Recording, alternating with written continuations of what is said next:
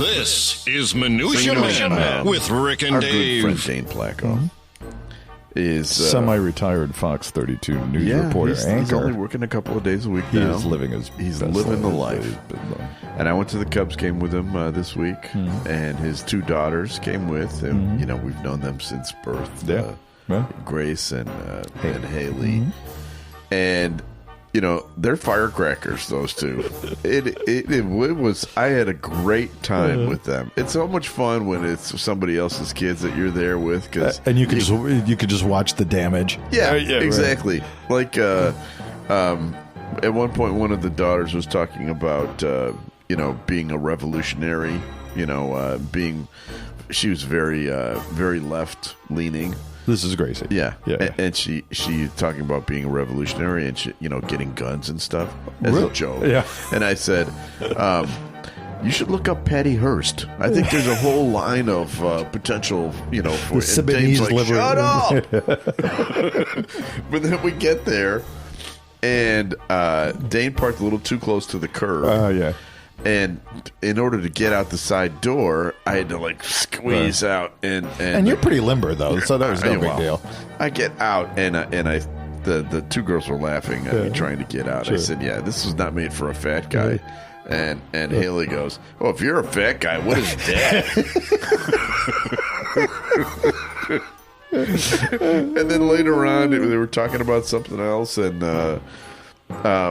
I made a joke, and one of them said, "Dad, Rick's a lot funnier than you are."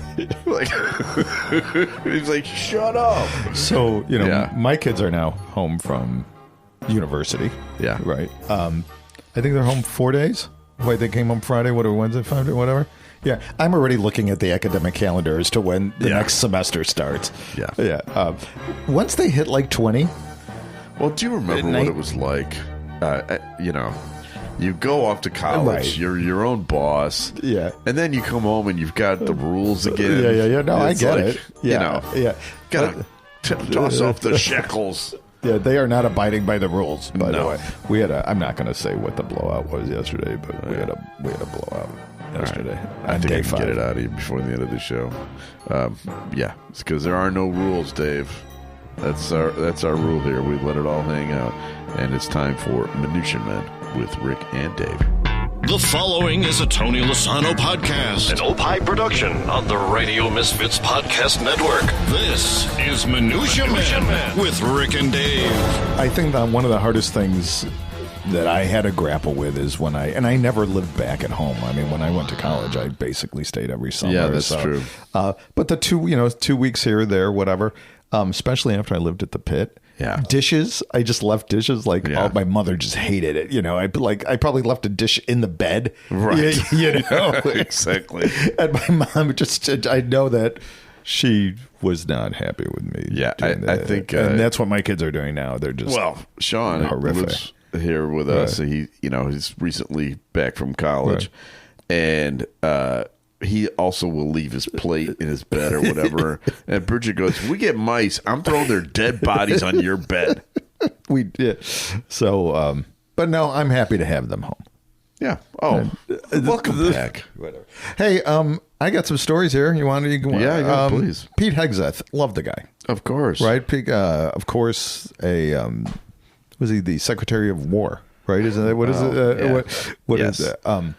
So SNL, Colin Jost does a hilarious impersonation of him, and he was on Jimmy Fallon on the Tonight Show. Okay, just like yesterday or the day before, and he revealed that that sketch or that when Pete Hegseth did the Pulp Fiction Bible verse, the Ezekiel, or right? whatever. Exactly. Yeah. Mm-hmm. So 2 weeks before that happened, they pitched it to Lorne Michaels and SNL as a bit. Like, what if he gets up there and he, does the Pulp Fiction thing and thinks it's real, right? And they're like, that is too ridiculous. That's never going to happen, guys. Happen. Let's take it down a notch. Yeah. And sure enough, 2 weeks later, Pete Hegseth did the exact Bible verse from Pulp Fiction, which is not a real Bible verse. Right. So I found a clip. Yeah. And I will strike down upon thee with great vengeance and furious anger those who attempt to poison and destroy my brothers. And I will strike down upon thee with great vengeance and furious anger those who attempt to capture and destroy my brother. Yeah. I mean, not in the Bible. Right. Not in the Bible. He also said before he said that, he said, "Let us pray." Right. It's like God. Yeah, God. Right. So Whoopsie we daisy. kill people. All right. Well, that's a very heartwarming story there. How many times have we done that? Pitch like with some absurdity, and then it happens. Correct. Right. Things people send us so we don't have to work. So this one is really down your path here, Dave. I know that you're going to enjoy this. This one is because who do we talk about more than anybody else on this show? Hitler. Hitler is correct. Talk about Hitler a lot. We're not, just for the record, not pro Hitler. We do. Yeah, we're not on his team. We're against Hitler. Right. We are anti-Hitler. But somebody sent us this Norm Macdonald bit called Hitler's Dog. And I think we have to play it because I cannot wait. Yeah. All right, here it is. They don't judge dogs. We judge. All our love comes with caveats. There's no such thing as unconditional love with human beings. But dogs, they don't care. They love. Hitler had a dog. Now you think of that. I'm no fan of Hitler. I never liked him. I didn't like him before it was cool not to like him. But there was a dog in history who loved Hitler more than anyone. He would wake up in the morning, go, "Where's Hitler?" And Goering or something would go like, "He's not here, he's doing some evil stuff." I've explained to you, he spends most of his time doing evil stuff. You can't see him that often. He goes, "Okay, I know. I'm not trying to..." Listen, Goering, I love you. I love Mengele. I love everybody. All of you guys are the greatest. But it's just Hitler is the greatest man who's ever lived.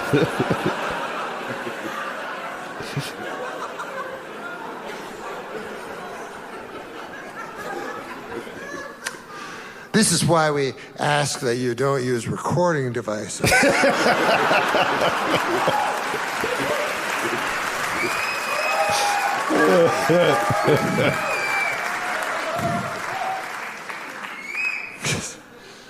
I don't want to be with fucking Harvey Levin tomorrow or something.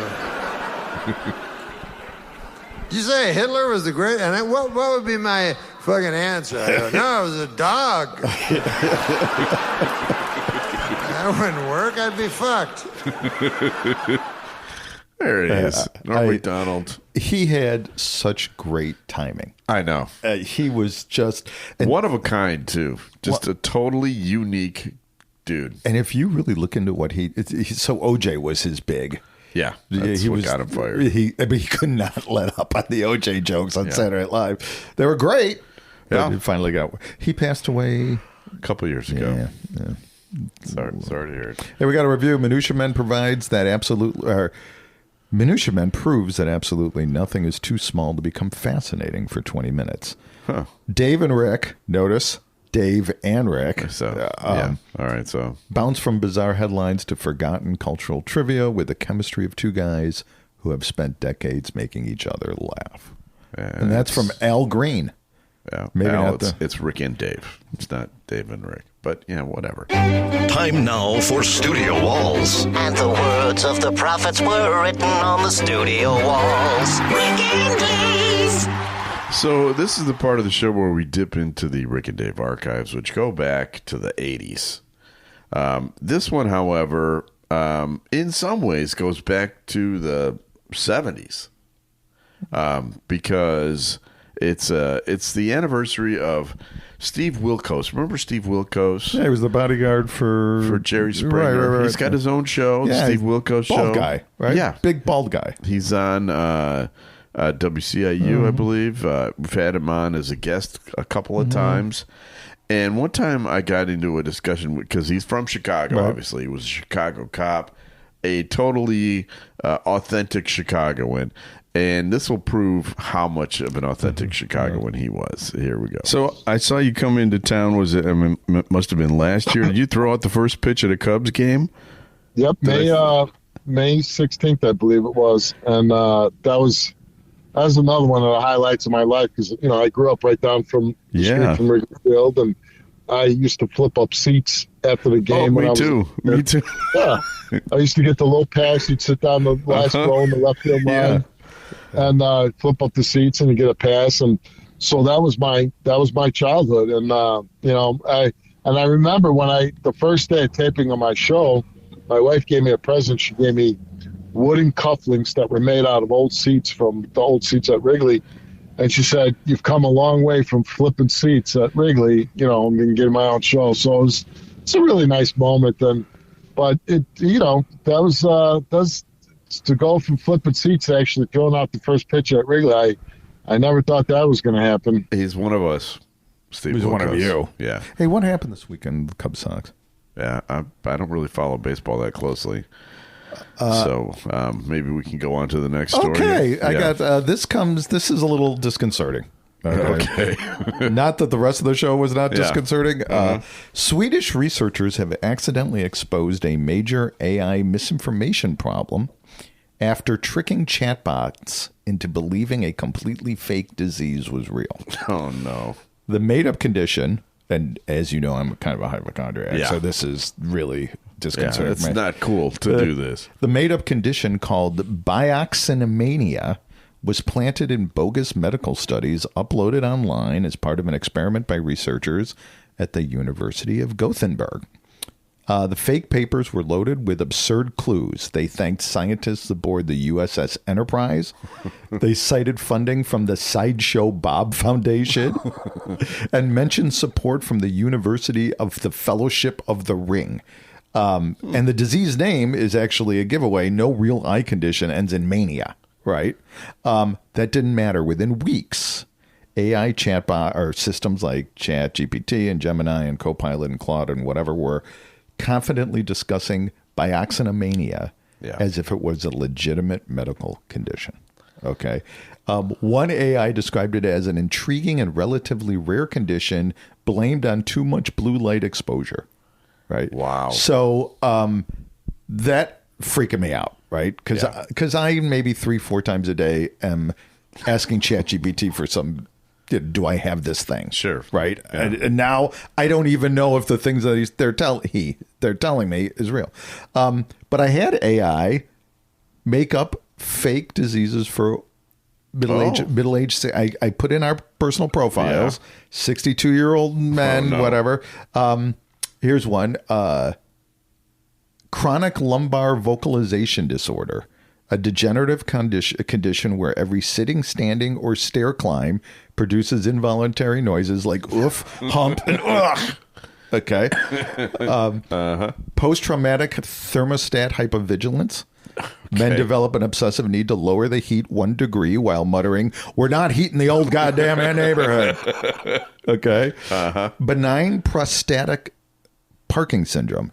Characterized by pulling into a parking lot and immediately needing to urinate despite peeing 11 minutes earlier at the Home Depot. How often does that happen to you? All the time. Right. Just like, I think I got to go to the bathroom. I'm like, I got to go now, right? Within a second. Classicus raucous superiority complex.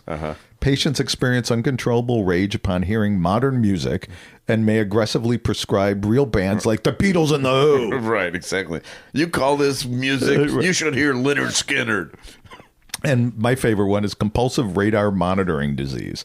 Elderly white males repeatedly announce incoming storms that never arrive. Most severe in men who own cargo shorts and say, the farmers need this rain.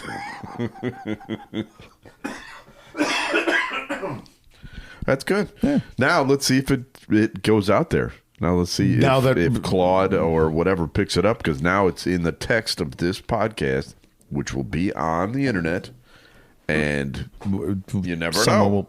Well, remember when we had the idea years ago to make a website like a very official medical website. Yes. That kept us from doing things that our wives wanted us to do. And then we could cite like, honey, I'd love to go shopping right now, but it says right here. We spent a lot of time with ideas like that. And I believe fellatio was a lot of the solutions to all the problems, too. Exactly. It can only be solved by fellatio. What? It's right here. I just read an article in USA Today, and it says right there. So I have a story for you that is really disconcerting. This is kind of a mystery. You ready for this? It's a mystery from the streets of New York City. What traffic law violator with unpaid fines is driving a black Trans Am that looks like Knight Rider's car? KIT. Even has the same license plate. Okay, the talking car is what we're talking about. Okay. Now, where the car actually is kept is in the Volo Museum near Chicago, outside Chicago here. And it has been there for years. The Trans Am has not moved from its exhibit, allegedly, and yet it got a $50 traffic ticket in the Big Apple for doing 36 miles an hour in a 25 zone. The ticket came complete with a traffic camera photo, which shows a black Trans Am with the California license plate, Knight, K-N-I-G-H-T, same plate as the car on the show, and the novelty one on the museum, the unregistered car at the museum in Volo. The license plate is connected to 5 other Knights unpaid traffic violations in New York City since 2024. That is, it's incredible unless you've seen the show. Yeah, I've never seen the show. All right, listen. The car KIT is named KIT, which stands for Knight Industries 2000. It was a fully autonomous self-driving vehicle. So at night? Powered by artificial intelligence. Okay. It had an auto cruise mode, which allowed it to navigate. It could avoid obstacles. It picked up Michael Knight, played by David Hasselhoff, all the time without a human driver. That's what's causing these tickets. I mean, it's finally gone completely rogue. It's going rogue. Yeah. Oh, can I ask you a question? This is a little off topic. What's the deal with you Germans and Hasselhoff? You know, when we were in Berlin last summer for the Euro Cup, or 2 summers ago, there is a Hasselhoff museum in Berlin. Is there really? And Bridget refused to go. I'm like, come on, we have to go to this. And she wouldn't do it. Did he sing something when the Berlin Wall came down? What was it? He's very popular in Germany. And I don't understand it at all. Jerry Lewis in France, too. Yeah. So we have another show other than this show, Dave, and it's called the Minutia Man Celebrity Interview. And we just completed one. You want to tell everybody who we talked to? So is our latest author, Wilbur, is his nickname, Bob Williams.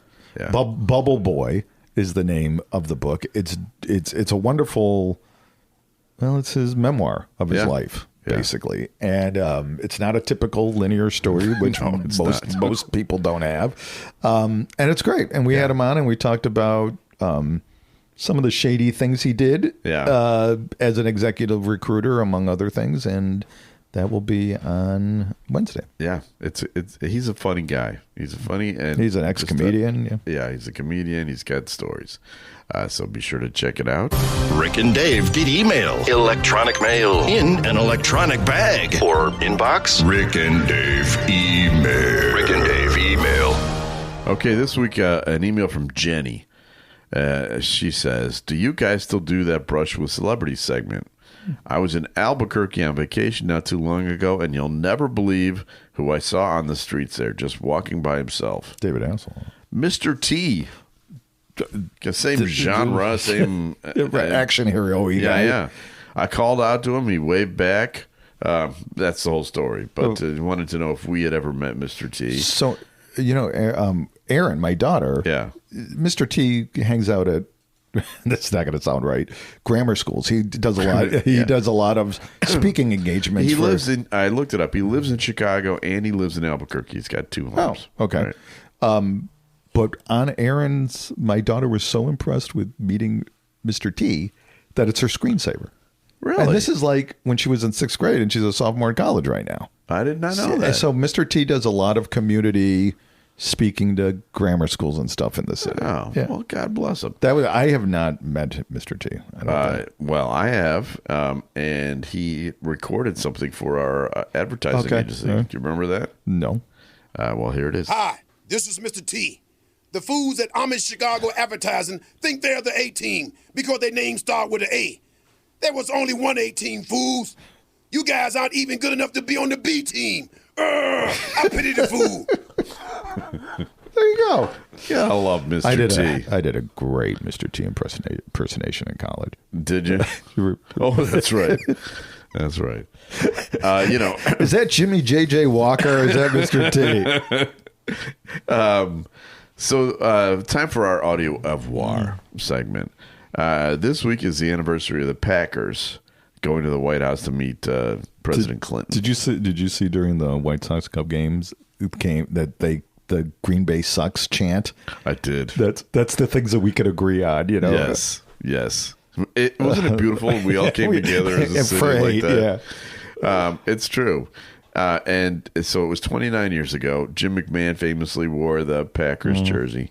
But I don't know that I've ever shared this. In fact, I don't think I have shared this song that I contributed to the Bears-Packers genre over the years. All right. This goes back to the mid-'90s when the Packers got good again. Yeah. And they never got ungood. Never got ungood. And, well, let me just play it for you. All right, here we go. Growing up in Chicago, I was taught to hate Green Bay Packer fans. Now that they're winning, they're especially hard to take. Green Bay Packer fans. Crowing and gloating right up in your face. Green Bay Packer fans. If you know a Packer fan, the most obnoxious in the land, pesky, pasty, punchy, polyester Packer fans. If you know a Packer fan, give the Bear fans a hand to the please punch a Packer person polka. This is how the polka works and how to spot a Packer fan. First, you smell a bratwurst burp damaging olfactory glands. Then you will be blinded by an orange hunting vest. The punch a Packer person polka is just self-defense. They'll keep getting worse if they keep winning Super Bowls. Green Bay Packer fans. With their taunting, they are raking us over the coals. Green Bay Packer fans. That's why their cheeseheads are filled with lots of holes. Green Bay Packer fans. If you know a Packer fan, the most obnoxious in the land, pesky, pasty, punchy, polyester Packer fans. If you know a Packer fan, give the Bear fans a hand to the please punch a Packer person polka. Oh. So, I was once in a bar just over the border in Wisconsin. It was a Bears bar in Wisconsin. Oh, yeah. And that song was on the jukebox. Oh, really? And they played it while I was there. Well, that is the Packer person polka. Sung by Vince Argento and part of the Landecker and Legends group. Was that the only time that you heard one of your songs played in a public? No. Really? It was not. During the OJ days, one of our OJ songs was everywhere too. But yeah, and the Bobbitt song, I heard that once, a couple of places actually. Anyway, the Bobbitt song, that was the one that Mike Royko called you. I believe, I forget the word. Was it genius? I think he called me a genius. All right, Dave. So you're going to Boston? Yes, I'm flying out tomorrow morning. Me and Aaron, we are going to go and just a daddy-daughter trip to Boston. We're going to go see a Sox game at Fenway. My old college roommate and best buddy Andy Ellsworth lives there, Great and guy. we're going to hang out. We're going to we're going to take a trip to Maine. Nice. Yeah, And I'm going to Cleveland, and I'll probably be singing songs like the Punch the Packer Pro. You're going to Cleveland for the Schnucken Open? The Dona Schwaben National Soccer Tournament. my son plays. I'm the president of the club, so I have to go. And that's where I'll be. So next week, I have a feeling we may have some exotic stories for you. I think my chance is a little higher. You never know. Having a good story. Last year, Bridget's nose was broken by a 3-year-old kid. So who knows? When I think of college or soccer, I think of groupies, right? Yeah, a lot of groupies at the Downer Schnubba Walla. You need to bring a bat with you to keep them away. We have to thank people. We have to thank our executive producer, Tony Lasana with opishows.com. Opie is hippo backwards. OPPIHshows.com. We're distributed by Ed Silla with Radio Misfits. Great Talk Radio isn't dead. It just moved to a better place. RadioMisfits.com. We'll be back again next week with a brand new episode of Minutia Man. The proceeding was a presentation of the Radio Misfits Podcast Network. Find our other great shows on iTunes, Stitcher Radio, and at RadioMisfits.com. Thank you. Thank you. Thank you. This has been a presentation of Opie Productions. Tony, can you shut up? This is Minutia Men with Rick and Dave. Tony